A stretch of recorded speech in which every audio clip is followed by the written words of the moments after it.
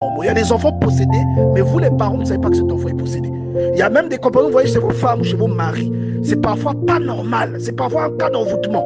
Mais vous ne vous posez pas la question. Et vous êtes dissuadé par des petites épreuves. Vous n'avez pas le courage de prier. Vous dites, je suis découragé. Quand je prie, Dieu ne m'entend pas. Mais jusqu'où vous êtes allé pour pouvoir invoquer Dieu à cause de ce problème?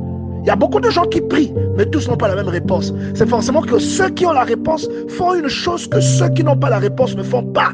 N'oubliez jamais cela. Rappelez-vous de Jésus, lorsqu'il partait de l'autre côté de Gadara. Et qu'est-ce qui s'est passé sur la route pendant qu'ils étaient sur la mer? La Bible dit qu'un vent est arrivé, que même les disciples ont été effrayés, tellement ce vent-là était violent. Et la raison de ce vent, c'est parce que quelqu'un qui servait de maison à une légion de démons allait être délivré.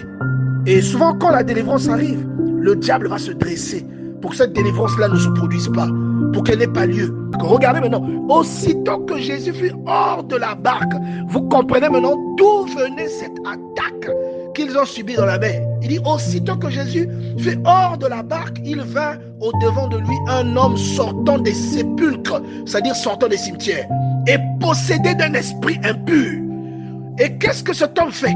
D'abord, il voit l'autorité du Seigneur, il se prosterne. C'est comme vous avez une autorité devant laquelle le diable se prosternera. Et n'oubliez jamais, si Jésus s'était fié aux événements de Marc chapitre 4, bien aimé, à partir du verset 37, le fou de Gadara n'aurait jamais été délivré.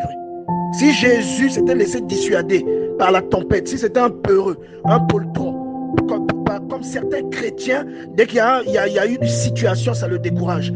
Je vous garantis que le fou de Gadara serait resté fou, possédé. Le diable va vous dissuader avec la fatigue. Le diable va vous dissuader avec le découragement. Il va vous dissuader avec la tristesse, avec les épreuves de la vie, pour que vous ne brillez pas, pour que vous ne jouez pas votre rôle. Bien-aimés, ne regardez pas avec vos yeux charnels, regardez avec vos yeux spirituels. Comprenez que c'est la même force qui a voulu empêcher Jésus d'atteindre le rivage, qui a effrayé ses disciples. J'aimerais que quelqu'un ait le discernement aujourd'hui. Dieu t'appelle à faire quelque chose. Dieu t'appelle à briller. Dieu t'appelle à nourrir.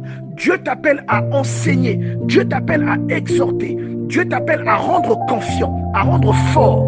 Dieu t'appelle à illustrer. Bien-aimé, j'aimerais que tu saches aujourd'hui, le diable ne sera jamais contre toi.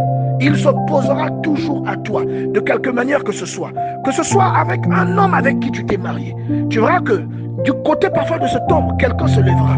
Seulement parce que toi tu es dans la vie de cette personne et que tu viens là comme une délivrance. Que ce soit du côté d'une femme à qui tu t'es marié, quelqu'un se dressera parce que tu vas venir comme un cheveu dans la soupe. Tu vas mettre du sable et ces gens-là verront comme si tu es venu leur barrer la route. Si Jésus s'était laissé persuader ou décourager comme les apôtres, je vous garantis qu'ils n'auraient jamais améri au rivage de Gadara et que ce fou, cet homme qui était possédé par une légion de démons, cet homme n'aurait jamais été délivré. Et c'est comme vous, si vous vous laissez tout le temps intimider par les événements qui vous submergent, si vous regardez tout le temps aux événements et que vous en servez pour ne pas avancer, pour ne pas briller comme Dieu attend que vous brillez,